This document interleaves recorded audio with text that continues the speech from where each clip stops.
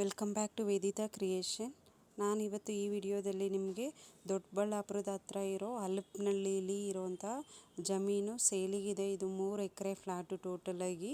ಇದು ಬಂದು ರೋಡಿಗೆ ಪಕ್ಕನೇ ಇದೆ ಜಮೀನು. ಅದೇ ರೋಡು ಸ್ವಲ್ಪ ದೂರ ಹೋದರೆ ಮೇನ್ ರೋಡಿಗೆ ಜಾಯಿನ್ ಆಗುತ್ತೆ. ಸೊ ಸಮ ಇರೋವಂಥ ಜಾಗ ನೋಡ್ತಾ ಇದ್ದೀರಾ ಎಷ್ಟು ಚೆನ್ನಾಗಿದೆ. ಸೊ ಇದು 3 ಎಕರೆ ಜಮೀನು ಸೇಲಿಗಿರೋವಂಥದ್ದು. ಇದಕ್ಕೆ ಬೋರ್ವೆಲ್ ಆ ಥರ ಏನೂ ಇಲ್ಲ.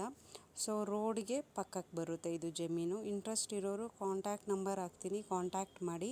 ಸೊ ನೀವಿನ್ನೂ ನಮ್ಮ ಚಾನಲ್ ಸಬ್ಸ್ಕ್ರೈಬ್ ಆಗಿಲ್ಲ ಅಂದರೆ ಪ್ಲೀಸ್ ಸಬ್ಸ್ಕ್ರೈಬ್ ಆಗಿ, ಹಾಗೆ ಈ ವಿಡಿಯೋ ಲೈಕ್ ಮಾಡಿ.